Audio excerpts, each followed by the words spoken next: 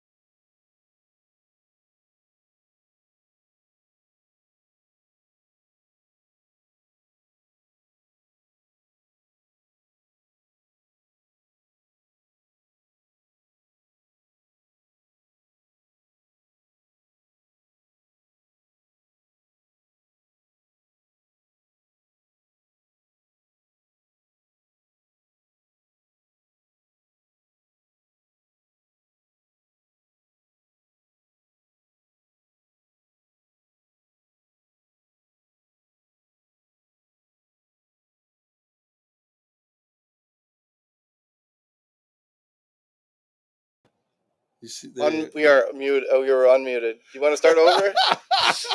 We just did it all. I mean, we All right. So cured cancer. So Racism's over.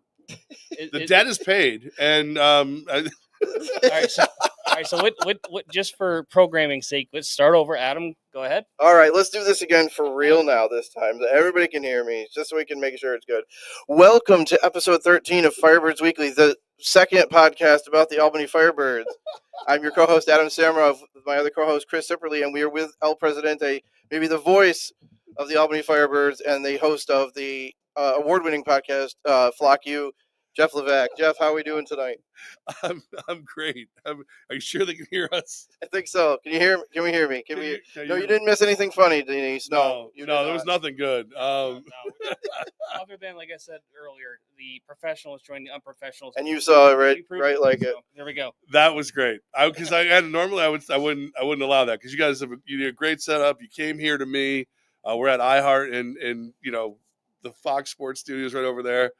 Everything looks nice. The lighting's better than what I do, and then you didn't even turn the mics on. So I'm gonna let you have the professional joins the unprofessional. You got nothing good to say anyway. So not at all. So how are we doing tonight? How's camp going, and how is this? Getting ready. We got 11 days from today. We go down to Orlando and play the Preds. It's one of those weird scenarios where, like, it's I think the best way to explain it to people, it's the difference of Christmas from being a parent to being a kid. Like, when you're a kid, the days just can't go by fast enough. When you're a parent, they still can't go by fast enough, but then you probably could use 3 or 4 more to make sure everything was perfect.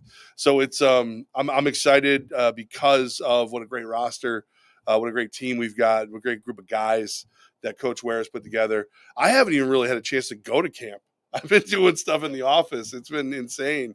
But no, guys look phenomenal. And when Coach Ware talks about this team, he has that exact, like, glint in his eye that you want. That he's excited to put this team together and go to war and try to win the championship for the Albany Firebird fans again.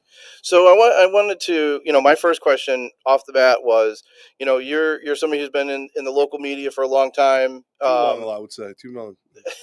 too long. How did the opportunity to work with the Firebirds, and then in this capacity as the president, how did that come to be? So I was doing afternoon drive for ESPN, the local ESPN station, and the corporate powers that be, and we couldn't really get eye to eye after a little while. Like, there were certain things they wanted me to be able to do that I just wasn't really comfortable with. And I had been hanging out with a friend of mine, and he'd been giving me business advice, and ultimately he looked at me and went, "Hey, why don't you come work for me at Tech East?" So that was Mike Corda. And while that was going on, he ended up becoming part owner of the then relaunch of the Empire. he asked me to come in and help out over there instead of at Tech East, which made more sense. I mean, I tell you, it's a lot easier to talk smack about people running an organization than it is to help run an organization. But and then once we started there, just we won the championship in 21. With a great group of guys, and we were able to run it back in 22 with a different group, but still great. And then 23 is the year that won't be named. Well, I mean, the interesting thing that came out of 23 is, when everybody decided to go with it in 21, there was a conversation like, do we stay the Empire because they just won in 19, or Mike had the rights to the Firebirds. What do we do? And I'm in there. I'm like, listen, with all the time and energy and just the championship and what I felt on the field, it's the Empire. I tell you right now, after last year, I was wrong. I was wrong because you saw, and people love their Firebirds. I mean, you look at everybody's got the gear already. It probably should have been the Firebirds from the first chance we got to make it the Firebirds, and you can feel it now. So incredibly long answer. My buddy bought the team, and I turtled my way in, entourage style. So and the Firebirds. I mean, the Firebirds have been around since the early '90s. I mean, yeah. Sip and I are both from around here, just as you are. We grew up, watching the Firebirds. So that name and that brand has a big thing here. Yeah, absolutely. So when did you kind of fall in love with the arena game? And the second part of that is, did you ever envision yourself being, the head of the snake, so to speak? I always liked it. I've always been a football fan. Like, I love football. My dreams growing up, while some kids are hitting the fadeaway and hitting the home run or whatever, mine was always running the end zone or making the big tackle. And I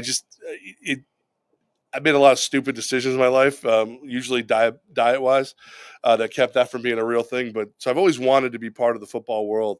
I really, really fell in love with the game, during 2018, 2019, working with that version of the Empire, because the access and getting to know the guys, and just when you talk about an arena football player, they're different than the NFL guys. They're different than the outdoor guys. They're different than the indoor football guys. Like, arena football guys are a special breed of human who they know that each and every play is going to end with a massive collision, and they're not making the same cash that the outdoor guy is making, but they're, some do very well, but there's so many things, there's so many reasons why they shouldn't do it, and they love it and they can't get away from it.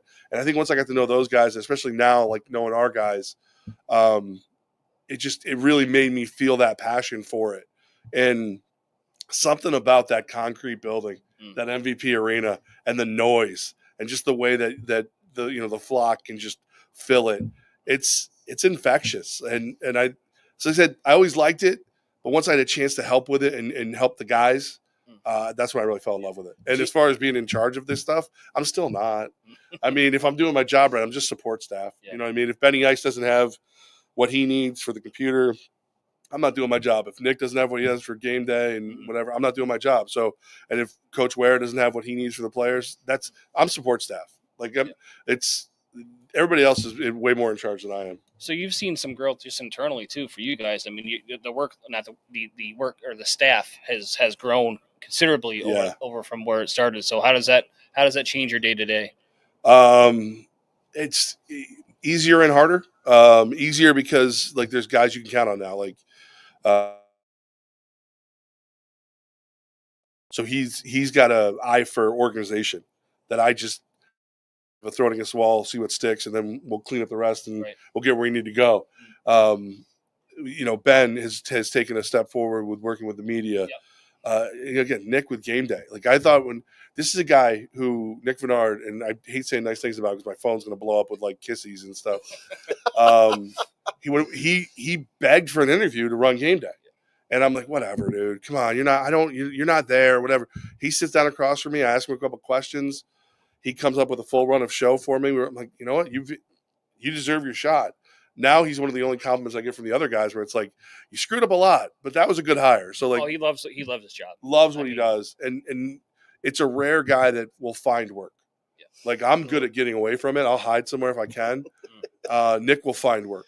wherever it is. And we talked, last week we interviewed Grace Gianta. She's amazing. We've interviewed a handful of people, and all of the ones that have been kind of around the game day operations. We had Brian Radigan as the in-game show host.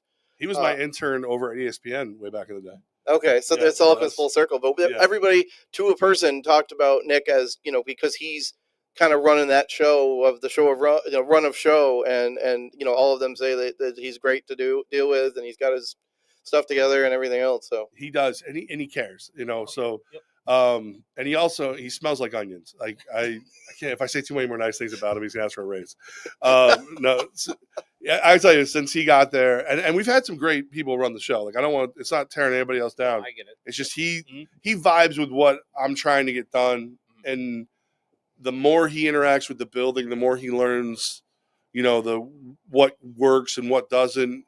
He grows his run of show, and it becomes more and more entertaining. And you brought up Grace. Grace is phenomenal. Like the hardest thing you deal with for any show person is the players of the show. Mm-hmm. The game is the show. Now, the dance team is extremely important to that show and everything, but the players of the show.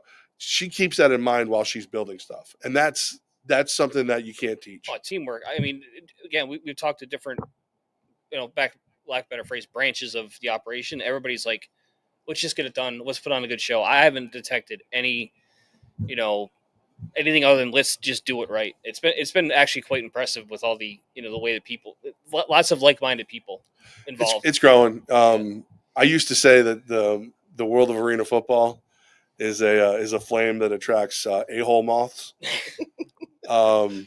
Whatever light we've lit recently the last couple years, it's our local guys are good. Our local moths are not that. Yeah. I mean, I don't know. So tell me what the day-to-day is for you as the team president. Obviously, you also have your day job here as a sports talk show host here at Fox Sports. What is the day in a life of a team president, as the season goes, but also maybe in season a little bit of what you have to do on a daily basis? No 2 days are the same. It's literally what's needed. So I also work for Belfour Property Restoration. So that's the day job. A man of many hats. Yeah. So, but I'm doing media stuff with them. So a lot of that is just making sure that any opportunity to spread the word of the good work that we're doing, that make sure that happens. Once that's done, then it's a lot of it realistically is working with partners, sponsorship, stuff like that. Because if we don't have, the guys ate dinner at IHOP tonight in Clifton Park. Mm-hmm. So if I don't make friends and meet guys like Clinton, who runs IHOP, then the guys don't have a place to call home on Monday nights. And then you don't have a place to go eat dinner with them on Monday nights. Dan from Hooters on Tuesday. Lou from Cagino's. I mean, that guy's family now, so a lot of it, we don't just show up, take a check, and then hand you whatever you're supposed to get. It's a partnership. It's how can you helping us help you help, back and forth, and to the point where, everybody's on the same page and everybody's getting better. So a lot of my day is spent, talking to, the GM of, Frank Adams and stuff like that. All right, what worked last year? What didn't work? What aren't we doing for you that we could be doing for you, and and vice versa, and if I'm doing that right, they stay around, they grow as their partnerships, and then they're our best ambassadors. I mean, Chris, you helped sell for a little bit a couple years ago, and you saw it. Like if you really, really get the right relationship built, they go out and they tell their employees, hey, you need to go. And they tell their friends, hey, you need to go. And it just all grows. It all builds. It's pretty awesome. Yeah. I mean, we've seen, from top to bottom. I mean, right from, the first one was Shorts all the way up to, who we interviewed last week. Terrible. I forget. Brian. But there is a back nine. Yeah, that's right. Back nine, was Brian. he sober? Yes. He had me on his podcast like years ago, and we were both lit by the time it was over. Yeah. He popped one. I'm like, well, if you're going to do it. That is a different type of podcast. We're not doing that type of podcast. Well, the biggest thing I was just going to say is the amount of community investment that is spinning around this thing right now is pretty important, and it's special, quite honestly. So it's nice to see, because like people want things to get excited about to go do, and like that's another great thing about what you guys do is like we had I think it was Coach Ware on, and we had talked about what happens post game. Years ago, like the original iteration of the Firebirds, he didn't, whoever the coach was at that time, didn't require his players to go on the field and sign autographs. It's the small stuff that really makes it work. And I know in speaking to everybody we've spoken to, that means the world. Well, and that's what it's supposed to be about. Like we're all from here, and now Coach Ware's from here. Like he moved here with his family. You don't do that unless you care. Mike Corda, Andy Gelcher. Andy Gelcher's, he lives here 365. Richie says that it's 3 local owners. All of them are about sacrifice. And when you grow any normal business, you have to be about sacrifice. Well, now you're growing something that is supposed to be built so that you can bring your kids and their kids can bring their kids. And, everyone's painfully aware of the sports history of the Albany market. We've all lost the, Albany Colony Athletics, the Albany Colony A's, the Yankees, the Firebirds left us twice. The Conquest, River Rats. Like we know what this market has given, to these teams, and the goal from day one has just been let's be part of this community. Let's never have a reason that we can't be here, and obviously that a lot of that is about partnerships and ticket sales and stuff like that. That's all part of it. But we want you to want to buy that ticket. We don't want you to buy the ticket because you feel like you have to. Like we want, it's Friday the 21st and Firebirds are opening the season and you got to be there. And that's what we want. And we want you to show up and then go, oh, I met Shorts at this thing. And there's Sam Castronova. I know him because he ate dinner the other night where I was. Like that's the fun of it. That's the real fun of it. And these guys deserve that recognition because of what they put out there on the field. How talk a little bit about that. You talked a little bit about the IHOP thing, but just talk about working with some of those ones in terms of partnerships a little bit, and just in terms of like you said, you work with Frank Adams or something like that. Yeah. Just how does some of that work? Like how do some of those deals work? Like, I just want to partly I'm kind of trying to push on the sales staff and just talk about how great the sales staff is. Yeah. But tell me about that a little bit. What would be amazing, probably to a lot of you, is like Mike Corda, Andy Gelcher, and Coach Ware, and all. They're out making those partnerships too, because like they understand. Again, our goal is to always have that. Like we want you to leave the room knowing that it's a win-win. So. The fun part for me is sitting down with somebody like, who did we just? Oh, Coach Ware came to me with a couple places, and one of the places I'm like, I've had this idea. I've wanted to do this game on the field for years, and I think they'd be the perfect sponsor for the field. And it's fun because we can draw it up. We can do it how we want to do it, and then then we go and make sure that it doesn't violate any league rules or anything like that. But like the. It's everybody. It's all hands on deck. Everybody has the ability to go build a relationship in our organization. So, when I go and talk to my friends, and who have businesses or are looking for something to do, okay, well, how can we do this? Like, how can we do this right? When I go and the boss here, Rob Vanderbeck, hey Rob, what can we do together? What can't we do together? How many tickets can I give away? How many tickets can I have tickets to bring clients? Can I do what? And all right. Well, how many commercials do you need? Like that's what it's supposed to be. Mm-hmm. Obviously, I want all your money. Like I want everybody's money all the time. Right. Because the more we have, the more we can build. But if you feel bad about spending it, I don't really want it. I don't want it, and neither does the group. Like everybody in this group, everybody does more than one thing. Mm-hmm. So like Mike runs Belfour and he owns the team, and Andy, he owns Mohawk and he owns the team. Richie, Constantine, Scoops, all that, and the team. We want you to love working with us on multiple levels. Right. And I mean, me, I just talk. That's it. Well, you also don't go in anywhere without believing that it makes sense for both parties. Like, correct. You never go in there. You never go in there and say, well, yeah, I think you should do that because you're Firebirds. No, how can we? Those days are over too. Like, that's what I mean. Like you get a lot of people who are like, they maybe they represent a local faction of a bigger company, and they'll go, "Oh, my company spends so much with the Bills, the Giants, or I know they're going to jump right in." And the company comes back and goes, "Explain to me why it makes sense." Right. So that's like, you know what I mean? So it's not, and then that's the job is, okay, well, what do you need? Like what, like, cause again, why does it make sense? You like football, we play football. If that's enough, cool. Let's get into business together. But a lot of times it's okay. Well, why do you partner with the Bills? Well, we want the name of the community. We want to take our staff out to games.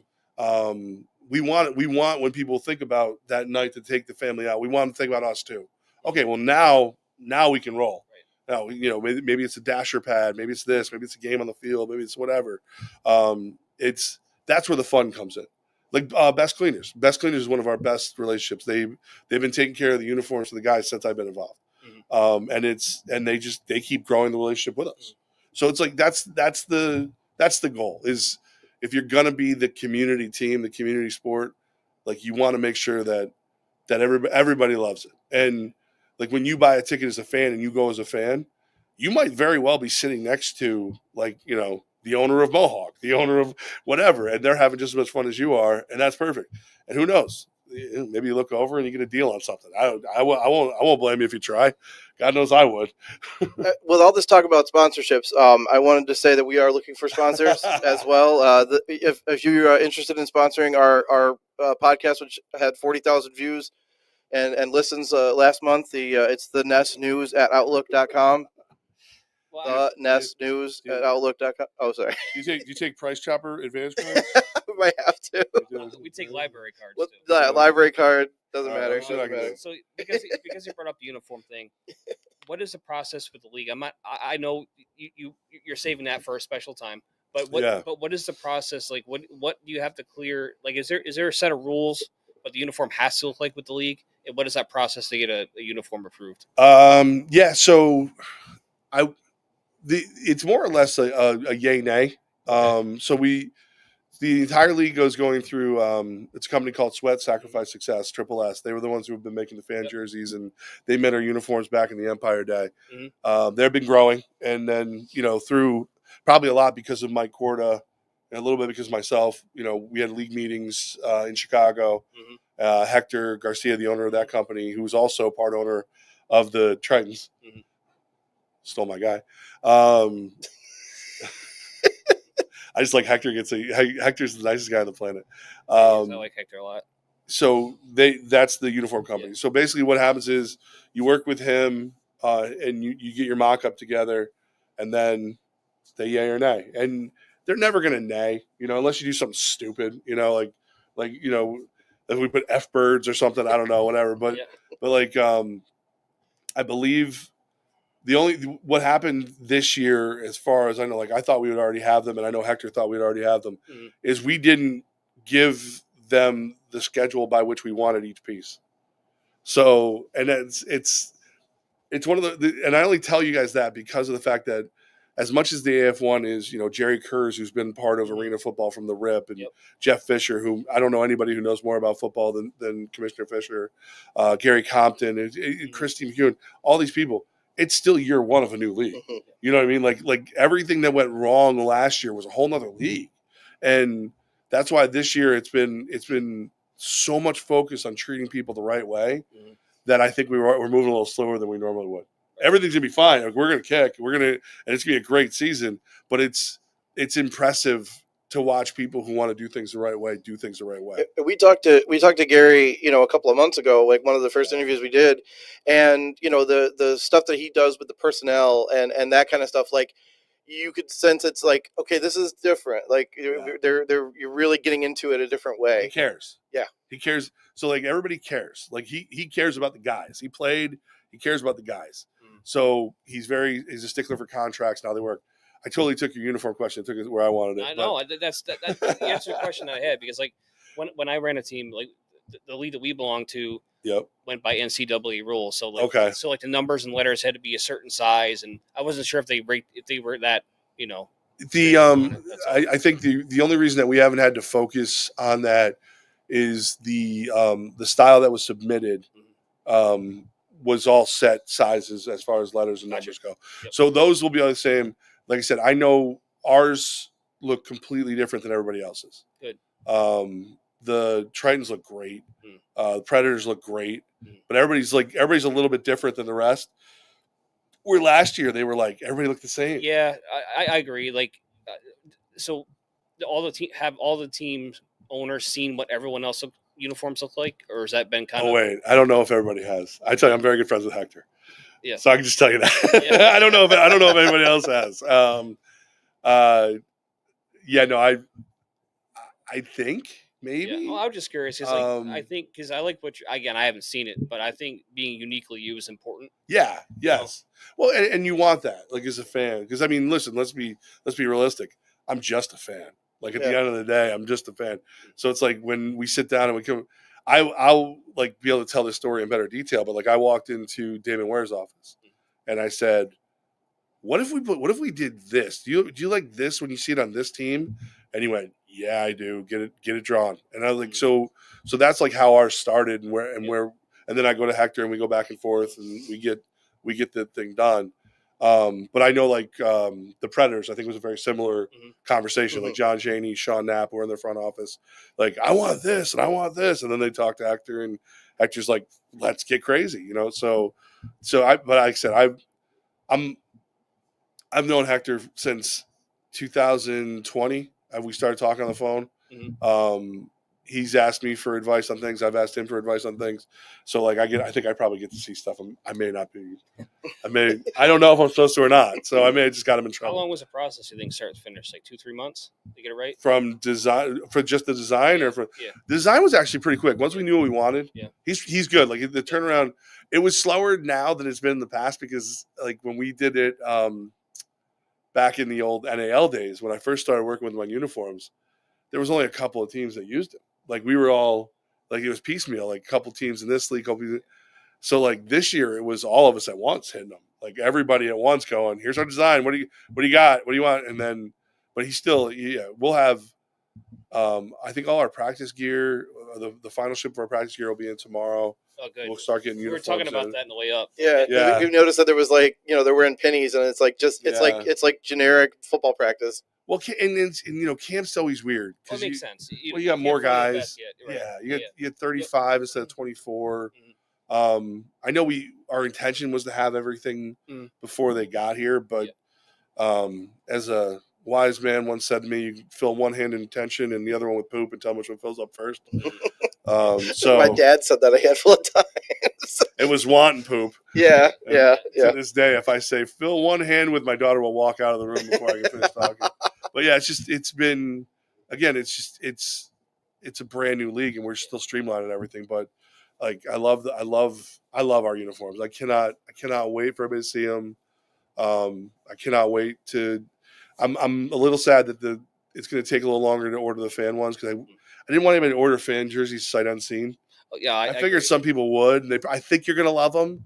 But how terrible do I feel if you order it and then you get here and you don't like it. Yeah. So we'll do those and we'll have the opportunity for personalized fan jerseys too. So segue streaming. Between Evergreen now that's coming up, and then obviously Vice on Sunday nights. What has it been like working with, if you have, or what about Evergreen that just got announced a couple of weeks ago? What is it like to have that ability to, for fans, let's say the Albany fans, when you guys travel to Nashville or week 1 against Orlando, they can watch the game from home. To have it set, thank God. There's points in the past where I'm just like, we'll just do it on YouTube, like bleep it. You know what I mean? Like let's make it available, so people aren't looking for it. I've had a handful of conversations with Evergreen because this week we'll start.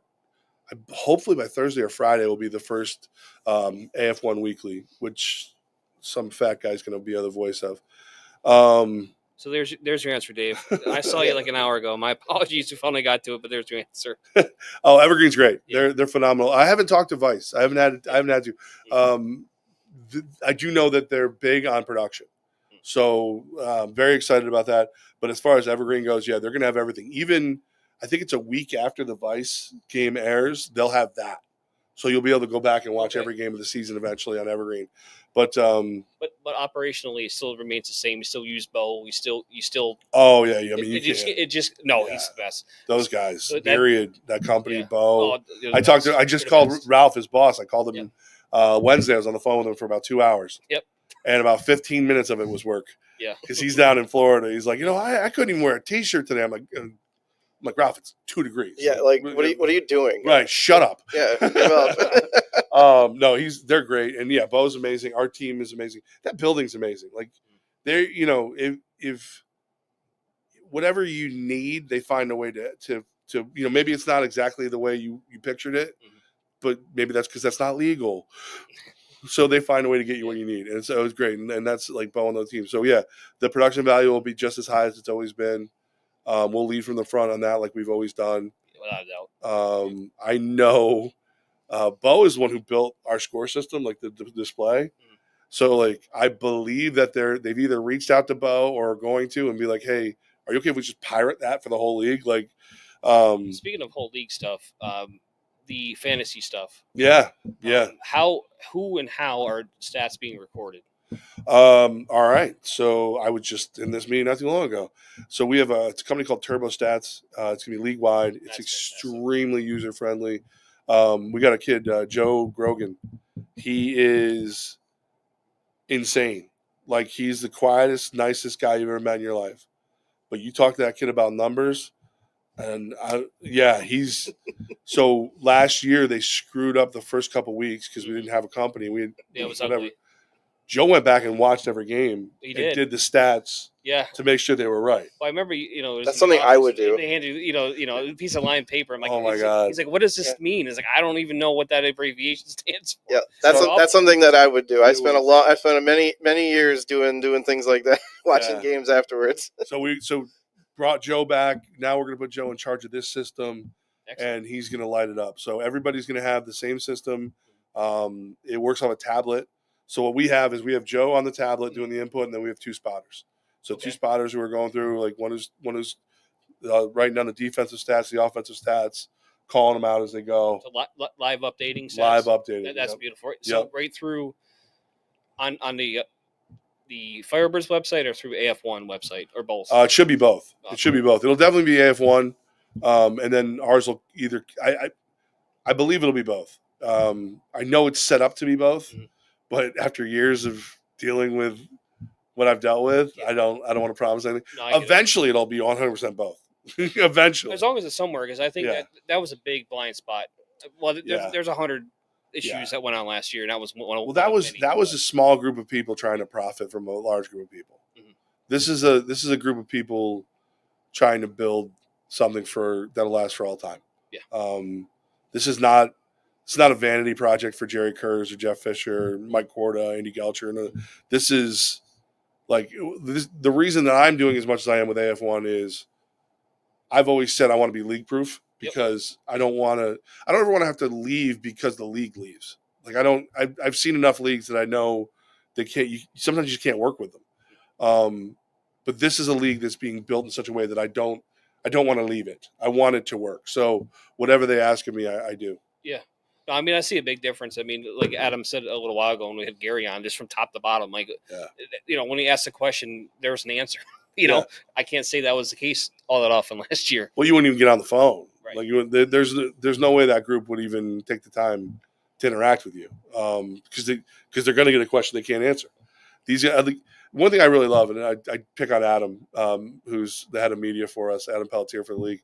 I pick on him because the TU article where it said betrayed the fans' trust. I was like, man, I got to tell you, it took guts to put that out there because that's something you don't want to hear.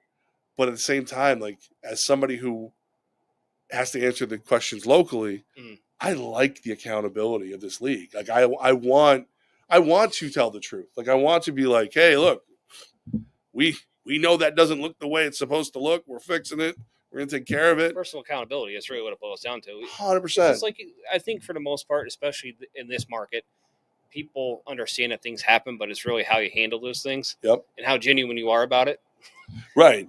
Or at least say something, So I really like this league. I really like I said, when you guys finally get a chance to talk to Jerry Kurz, he's the godfather of arena football. Yeah. Like he lives for it. Like, you can just hear it in his voice. So it's fun. The passion, it's top to bottom now.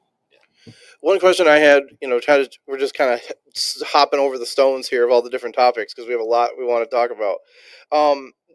One of the things I've always wondered is, the MVP arena not only has the Firebirds, they have the Firewolves, they have concerts, they have this and they have that and that. How do you, what role do you play in terms of trying to work with, Bob Belber? I think that's how you say it. Yep. And, making sure that, hey, we got the schedule, especially this year where, oh no, last week or week before, Wilkes-Barre's out. We got to change it again. Cowards. You knew we were going to run you. You knew it. Go run a paper mill. How dare you? An office reference. There we go. But what's your role in that? Communication's key. So I'm really blessed because Mike Korda and Bob Belber are usually very communicative between the two of them. And that's always been the case ever since Mike got involved. Mike didn't get into this to just go, here, you go. He's very involved, but I spend as much time as I can in their office. Bob Belber is, usually the head of the snake for that building. He's great. Like if you're not asking Bob for help when your back's against the wall, you're wasting an amazing resource. That guy's seen and done it all. I can vouch for that. Not to get into the nitty gritty, but things happened a few seasons ago, and he went out of his way to help me deal with what I had to deal with. So, Bob, if you're listening, thank you. What was it? I don't know. It's lights was off. Was it an intervention? No. It had Chris, to do, no. We're all here because we love you. It had to do with the season. We listen and we don't judge. But, yeah. I mean, everybody talks about it. Yeah. That's all I ever hear about. But then he's the best. We're kicking up the marketing a notch to make sure people know what we're doing. So I go, Erin Villeneuve. She's the head of marketing for the building. She's phenomenal, and she's there to help whenever we need. Nate Sims, he is the guy who he can tell you whether it can really happen or not. So hey, can I do this? Can I drop a banner? Can I do that? Yeah, he's a busy guy. It's just like, what now, Levack? I walk into his office. If I bring a 12-pack with me, he knows. He's like, you don't have to get me stuff. Please don't do it. I'm like, I feel like I'm obligated. He goes, what do you really want? Well, since you asked, can we, how much fireworks can I have? How big and whatever. So, yeah, the building's amazing. And it really is. Communication's key. If you blindside them, and I accidentally blindside them from time to time, it's not good because they're the ones who have to make sure it goes. There's a million. There's the normal rules, and then there's the city rules, and then there's the whatever, So like, there's a million things that they need to know, and they still help me when I accidentally blindside them. Like fireworks in the opening, the dry sparks. Yeah, fireworks are big. That's I'm trying to think of something stupid I've let happen that I let AB in the building. I don't know. That's probably the one. This is the only man that's allowed to talk about it. No, everybody does it.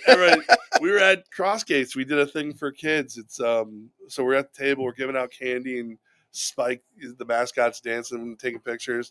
And some woman comes up and goes, "Is this the Antonio Brown team?" I'm like, "No, ma'am. No, we've never been this." I'm like, "This team has never had anything to do with him except for his father played for whatever." She goes, "Thank you for getting rid of him." And she just walked away. I'm like, I didn't get rid of him. I had nothing to do with it. I don't. All right. Yeah. So I still hear about it all the time. It is what it is at this point. Whatever. He was a great football player at one point.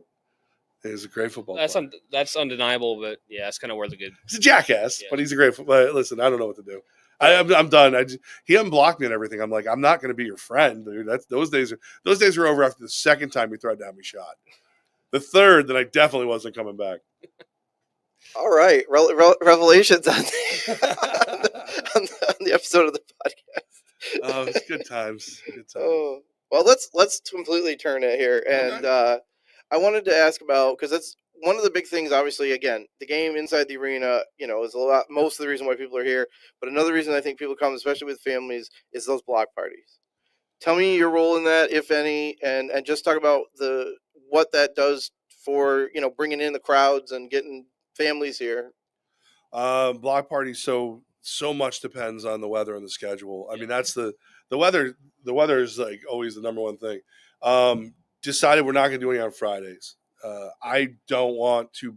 I get cursed enough. I don't need to be the guy who shut down Pearl Street on a Friday. Yeah, no. So we're not doing it, but we are focused on, obviously the April 13th game. That game with Billings, get your popcorn ready because that's got game of the year potential. Yeah, and there's more. There's a lot that's being worked on to make that special because, listen, let's be real. That game Vice saw a rematch of the championship game special. That game was on Sunday. That game was on Sunday before there was a schedule. That's right. That was going to be a Vice game before there was a schedule. So that game is going to be special. Block party, all that. Block party, again, it's big time communication. Let the building know you're going to have it. What do they helped me in the beginning. Learn I got to talk to the city. I got to talk to Albany PD. You need permits. You need to rent a stage. You got to get a band. Oh, permits. Yeah, no, can't play those. Permits actually not the hardest part. Like now that I know the people, the sweet woman down at City Hall, you call her up and, hi, Jeff, are you bothering me? Yes, ma'am, I am. And then we're set with those usually.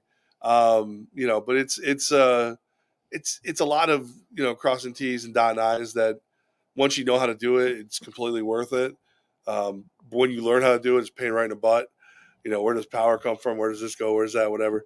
But like towards the end of last year, I think we started to really, really get it right again. Where it's got vendors out there doing stuff and crazy stuff, kids playing cornhole and getting ready, and then going inside.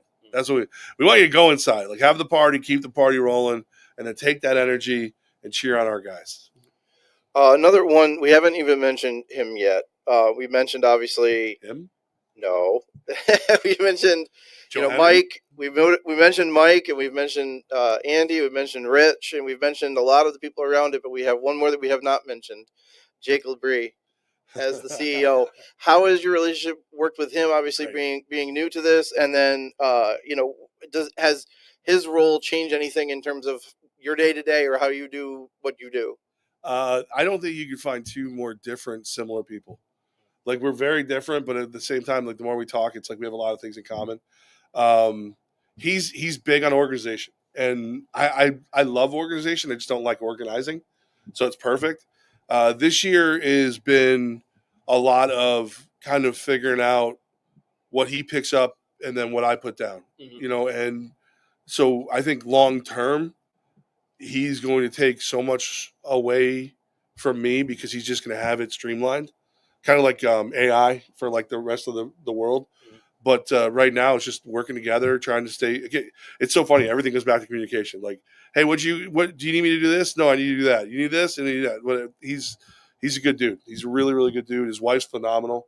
That's why we're at the clock tower, is that relationship. And so nowhere to go but up there. So let's talk about next few events we have coming up then. Kind of getting to the end here, I think.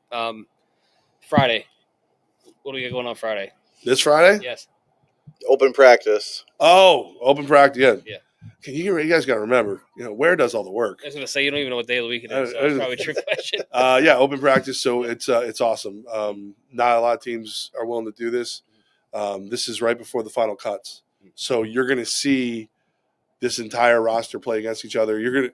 If you watch close enough, you're going to see the anguish on Ware's face as he decides. Yeah, I don't envy him. How do I take out 11 people? Right. How the hell do I do that? And knowing for a fact that we're going to see them, because other teams watch to see who's cut.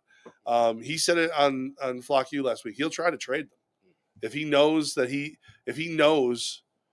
this is a guy that isn't ready for what we're doing or lost out by like a step in practice or whatever it is. He'll try to put them on a team he thinks they're going to be most successful on. But yeah, that's that whole practice. That's a tough one. Sometimes I don't even want to go to that one because again, I have heard nothing but great things about these guys since they got here. To have every single, so again, what we do is we a lot of places they'll feed the guys in different ways. They'll either give them gift cards or per diem or whatever. Yeah. Well, we figured out the best thing to do, again, to give back to the community and make sure the guys have the best experience, is we pick a night of the week and they go to a place. And so if you wanted to have dinner with your Firebirds, Tuesday, go get some wings at Hooters. They're going to be there. Yeah. They, Monday they're at IHOP. In Clifton Park. Let's just Clifton make Park. sure we have it all right. Well, because the guys, Clifton Park has like a buffet room, Yes. and the guys loved the buffet, so that's where they go. But like, so that's why we do it that way. I have had every single place they've been since they got here reach out to me to tell me how great they are. I guess the night at Hooters, Zeke Rose and a couple of the guys bust tables when they were done eating. I'm sorry, I'm watching the women work there. I don't think I'm a bad guy, but that's like, that's good for you guys. But like every single place has reached out and just told me how great these guys are. So now, guys I don't even know yet, I'm going to be like, oh, you're leaving? So I don't even, who knows if I'll even be there on Friday. Yeah. I got to be 8:00 in the morning though. Is a little rough, but that's a personal thing. I have a day job, guys. Aren't you a boss or something over there? No, not at all. No, not at all. Isn't that calling sick? Don't they usually practice even earlier than 8:00 though? Yeah. So 6 or so? they probably will. It really depends on the day. Yep. A lot of the times I see like pre-practice will be 6:45 to 7:30. A lot of that's right now. We're not dealing with a lot of taping right now. The guys are all in fresh. So to speak. They haven't been. Nobody's been hurt yet. They're knocking on the wood table. But yeah, there's it's a regimented schedule that coach takes them through, and there's a day of the week where they work out in the pool. Yeah, I saw that. Save their joints. Yeah, it was awesome. I think is that new for this year?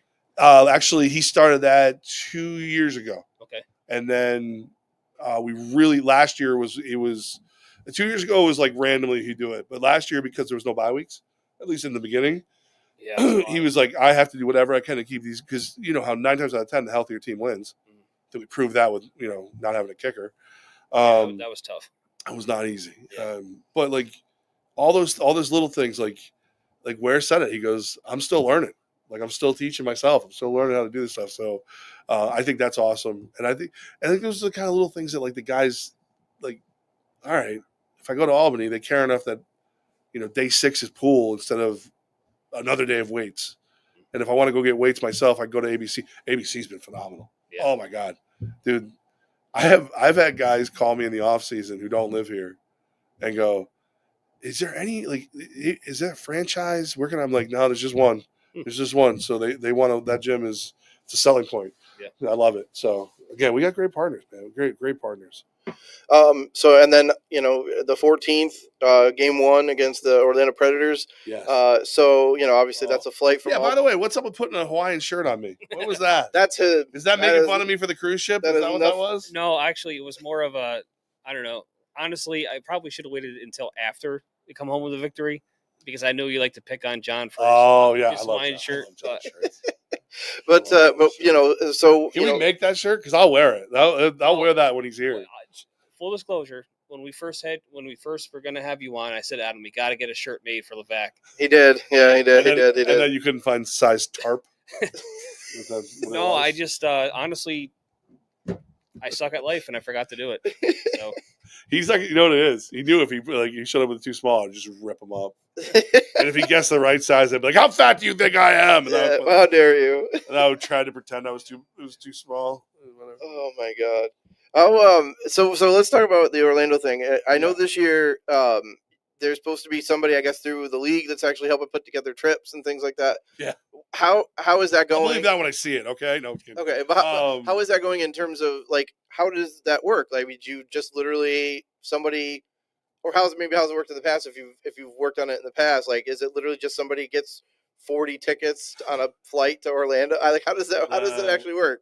In the past, it was a combination of Mike Corda and Suzanne Morris, who works for Andy Gelcher up at Mohawk. So Mike used to be the guy all the time. Mike's if you ever wanted a tour guide that could crush your skull with his bare hands, it's Mike. You would never guess this dude. He legitimately has the largest ring size on the entire team. That's factual. I think it's an 18 and a half and 19. Oh my God. But he'll sit there and he'll get on Google Flights and he'll be like, oh, well, if we reroute, and it's. He must have hated rotary phones then. He couldn't use one. Oh, He's using pencil. yeah. I can't believe he doesn't smash screens on his smartphone. I'm mad. He's like a genius with this stuff. Like he can find anywhere. And then Suzanne took over a lot of it last year, and that was amazing because it's just the organizational skill of these guys is insane. So I've never had to book the flights, thank God, because the guys would end up in like Saskatoon. But usually what I do is I sit down with coach and we plan the week. However, so if let's say I believe the rules are if you're going by plane, you have to be in the night before.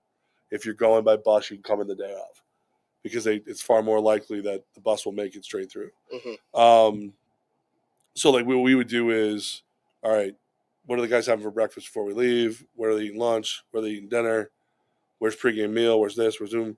How's the bus getting from here to there? We plan that all out, every detail. Right, because they got to get to the airport, then they obviously got to get to this place you guys are staying. They got to get from the hotel to the arena. Gotta eat. Right. You can't put 21 guys out there on a football field with no fuel. Correct. Go through all that, and then how do I get back to the airport? How do I get from the airport to the hotel? Go through the whole thing. Everything written out in detail.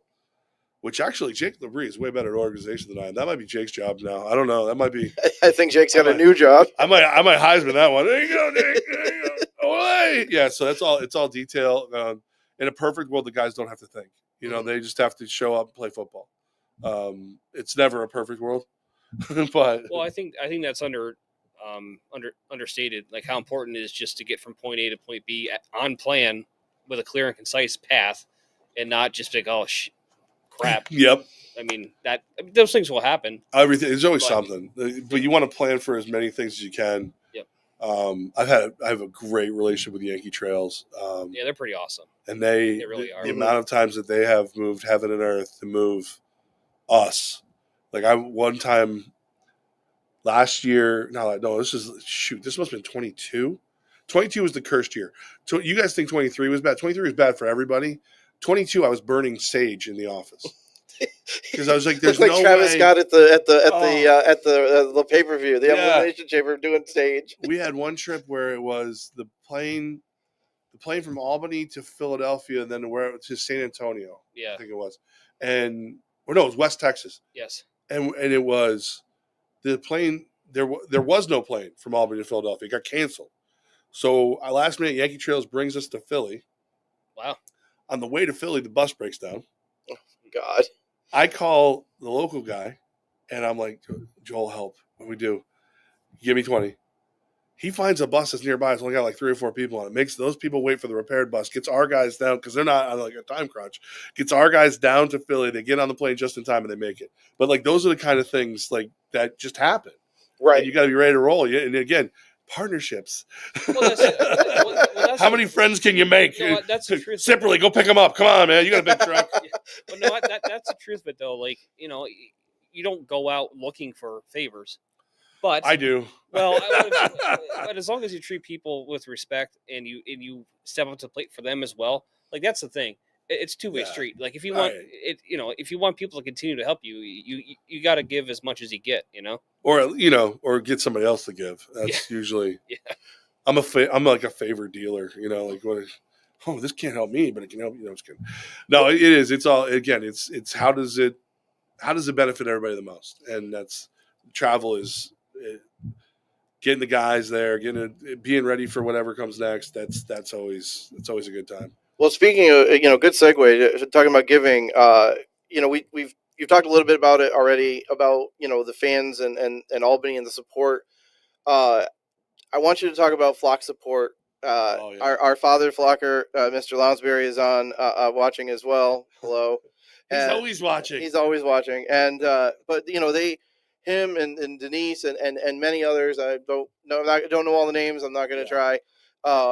But they do the adopted player. I saw, stuff last week with all the bags that the bags for the guys. Talk about, seeing what they do and seeing the support, not only for the guys on the field on game days, but overall that this area does for these guys, this team in this organization. Second to none.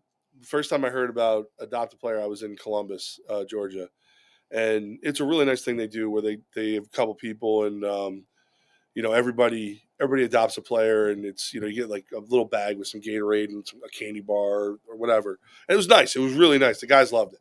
I was talking to Steve before last season because this is something he was really interested in, rebuilding the booster club, making it something special and different. And I think I mentioned that over like passing. Next thing I know, it's him and Denise and and they've architect this whole, like they're showing up with wagons and just so much stuff to the point where like this offseason I was like, not for nothing, maybe dial it back because I can't. You're overdoing it. There's so much. No, and so like I literally told the guys, it means the world to the guys, so it means the world to us. But it's so much, and I know that I know the guys love it and they live for it, and it's something that makes them choose Albany. Every year every player's big power is this 1 year deal because. You come in, you play for us, and we don't treat you right, you leave, and you don't come back. And when you do play us, you slap us around. Like that's your power. So our goal is always to be like, we want everyone who leaves here to want to come back. And flock support is a big reason guys always want to come back. We were talking to a few weeks ago, DJ Walden, and he talked about being from Georgia and being 1,500 miles away from home, and how that the flock support and that kind of thing really helped him, being here in Albany, being away from home. So that was one that, he made a very big point of that when we talked to him. So I find there's two kinds of guys. So it's because again, you're leaving home for 4 months. You're gone. You get to go back on a bye week or whatever. And, if you're lucky, your family can come out here or we play close enough to them that you can see them. But for all intents and purposes, you're gone for a quarter of the year. Yeah. So there's two kinds of guys. There's the guys like DJ who they're going to make the most of it. They're going to do, but you can tell they miss their family, and something like flock support showing them they care. You guys taking the time to interview them, the guys like welcoming the community, that gets them from point A to point B. That gets them there. Then there's the dudes who are like, I'm at summer camp. Woo! And talking to you, shorts. It means everything. They're giving up their homes. They're giving up their lives to play football for us for 4 months. Yep. Yeah, I think, just that, I think just sets Albany aside. Again, I haven't been in it this long. I'm still, again, I was a fan, back in the day, but in terms of like this stuff, I haven't been in it that long. But just what they try to do, I don't see that in other places Not to that level. at that level. No, not even close to that level. Like seriously, like there's points where I look at them and go, guys, take a little time to yourself. You know what I mean? Like they're just they love the show, support to these guys, and that's why the name Flock Support is just it's the perfect name.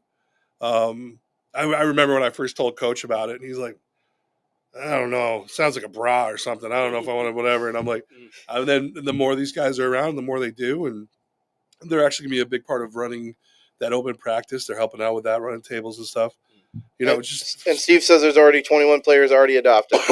So right. So most of the group so 3 more. So and then the hard part is like I see these bags, man. I'm just like, wow. And they actually made me one last year. The Klugos made me a bag last year before the championship game, and I got out of that room because it was so dusty. Something might have been getting in my eyes, but it was just it was crazy. But just in June, so the pollen's so bad and all that. Yeah, of course. And that's that's just me. And like I live here, and this is all like normal. You know what I mean? Like that's not. I don't necessarily need someone to show me they care. I've got some people I've snowed over and fall for that, but like. That meant the world to me. So I can only imagine what it means to these guys again who are away from home and beating the hell out of each other every week for our enjoyment and amusement. All right. I wanted to ask one more thing. I wanted to ask about the Flock U show that you guys do. I know it's been at Apex. I don't know if it's always at Apex, but I know. This week will be at IHOP in Clifton Park. Okay. Next week is gonna be at Spinners. Where's And that? then- I'm not familiar with that. I'll have to look up the actual address. Okay, it's somewhere in here. Jake went and got it. It's our friends from Miller Lite. I think are gonna be our hand. Oh, okay, cool. So what's that? Yeah. So we're moving around. So we do like to use it to give a little love back to the food sponsors, but we also like to go new places, meet new people, and hopefully spread the word and get people to come to games and find new places for our players to go hang out and stuff like that. All right. Yeah, I think I appreciate all the time and going through that intro. Hopefully that will be cut out when we actually set it up. That was brutal. But with your hand gestures. Well, yeah, we're gonna have to get an ASL for the next one. We have to do something. I don't even know, but thank you, obviously, and we'll talk to you. Anybody say anything mean about me? I was waiting. I usually. Let's run through this here real quick. Oh, sure. We'll make it real quick. So. Yeah, we always end with questions from the flock. Oh wait, wrong. Oh yeah, that's right. Show. Yeah. So David, a question about AF1 Evergreen now for the weekly show. Yeah, which we did mention. Yeah, the dream of the show. It's going to grow as it goes, but yeah, we're gonna do a first version of it this week. So tomorrow I will be with them for a large part of the day. So is that just going to be like an interview like kind of show, or what So will it look like? I'm calling it AF1 for beginners. So we're going to recap what happened the week before. Okay, great. There'll be an interview, and then we'll preview some of the games coming up. Another question from Dave, the unofficial historian. Dave has got a million questions. Can you say how many season tickets have been sold so far? I can't. I don't know. I think most of the season ticket holders are back. I got to be honest with you. There's certain details that if I start getting into, they'll drive me. I'll go crazy. So I'll probably really ask the first couple of questions about ticket sales end of this week, next week to the guys. So you don't know even if it's good or not or anything like that. You just figure they're doing their thing and I'll let them do their. Well, and also so Matt Woods, who has been either helped run the team or been around the team for years, he does a lot of the overseeing of the ticket department. Yep. And there's nobody more buttoned up than Matt Woods. So yeah, no doubt. A lot of times anything to do with tickets, I'll just go to Matt, and like if Joe Nair does a great job, I'll just go to Matt and be like, "Hey, you need me?" And no, and I'm like, "Okay." Your CEO has a question. He does. I see this on Facebook. It's an important one. Yep. What cruise line is our sponsor? I know. Tired joke. I know. So we were in we have a front office chat, and it's probably about 60% useful, 40% abusive. That's like my group chat. About 60% good and 40% eh. So he turned on me the other day out of nowhere. He's like, "I think we have blah blah blah cruise line as a sponsor," and I was just, "F you, Jake." Just boom, that's it, just done. So I waited to see him the next day, and I'm like, "You knew I was just playing, right?" He goes, "Oh yeah, okay." But I'm not anymore. Okay, stop it. Listen. I'm not every mammal's built for the water, and just because I have a swimmer's build, whales swim. It's a thing. They float. Yeah, don't make me. I have no use for cruises, man. Stephanie Wade says the new theme song for you is "Come Sail Away" by Styx. You know what, Stephanie? I saw you for 15 seconds at the last Flock U. You didn't say anything. All right, so she's downloading that song. That's that's it. So that's pretty. I mean, honestly, is that because Cartman sings it? You call me fat? Wait, don't sing it too much. Let's pay royalties. Stop. I'll get this whole thing shut down. So, all right, man. Thanks again for your generous amount of time. I'm gonna cruise out of here. Yeah. So. All right. Till next time. Thanks, guys. All right. Man. Thank you.